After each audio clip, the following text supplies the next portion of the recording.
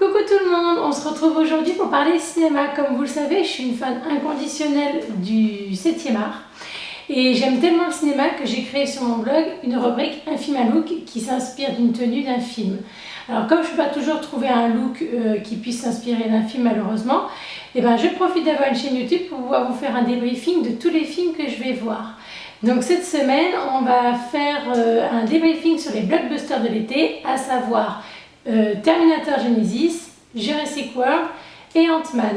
Donc ça reste mon avis, mais j'espère pouvoir vous donner envie d'aller les voir. Alors commençons par Jurassic World. Donc il se place directement, enfin pour moi, ça reste mon avis toujours, il se place directement derrière Jurassic Park, premier du nom, sorti en 1994. Pour moi, il est meilleur que les deux autres suites qui avaient eu lieu, qui étaient pour moi de véritables nanars. Lorsque la musique retentit et qu'on voit le parc, sincèrement, ça m'a fait l'effet Madeleine de Proust. J'ai l'impression d'avoir encore 10 ans. Avec la musique, ça m'a replongé carrément à l'âge de mes 10 ans. Hélas, pour moi, il n'égalera jamais le premier. Je suis une fan absolue du tout premier. Je ne sais pas pour vous, vous me donnerez votre avis, vous me direz ce que vous en pensez. Mais bon, cependant, il y a une moto, il y a Chris Pratt, l'acteur le plus cool de moment et qui n'est pas désagréable à regarder les filles, et des dinosaures qui vous courent après pour vous bouffer. Si vous en demandez toujours plus, c'est que vous êtes des éternels insatisfaits. Ma note finale pour Jurassic World est de 3 étoiles sur 5.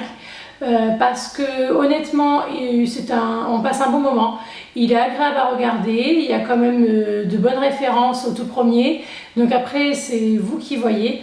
Moi je le mets quand même au-dessus de la moyenne, et puis en plus ce qui est bien, c'est que par les chaleurs qui courent, on peut profiter de la clim en même temps dans la salle de cinéma, donc c'est top. Concernant Terminator Genesis, c'est pour moi la première suite vraiment digne des deux premiers films originaux de James Cameron. En effet, on est heureux de retrouver un Arnold Schwarzenegger alias T-800 drôle, presque humain, vieux mais pas obsolète, comme souvent il le dit dans le film. Pour les non-puristes, on peut se perdre un peu dans les méandres d'explications un peu fumantes sur le voyage dans le temps. Pour les aficionados comme moi, on est conquis par les détails faisant référence au tout premier. Même s'il n'égalera jamais les deux premiers de la franchise, faut quand même reconnaître qu'il est plutôt bien fait.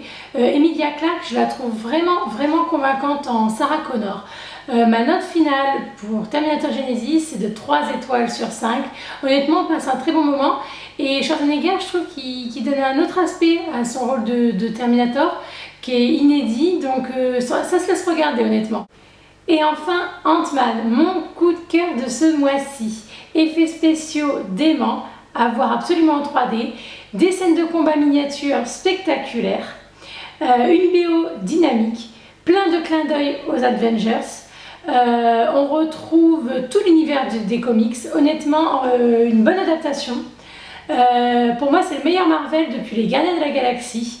Je vous conseille vraiment d'aller le voir avec vos petits, parce qu'honnêtement ils vont être conquis. Le score final pour Ant-Man, c'est 5 étoiles sur 5. Honnêtement, j'étais convaincue par les acteurs, même Evangeline Lilly, sincèrement j'y croyais pas trop, et honnêtement elle m'a complètement conquise. Vraiment, à voir aussi bien de 7 à 77 ans, Ant-Man, ça vaut vraiment le coup. Je vous conseille vraiment d'aller le voir.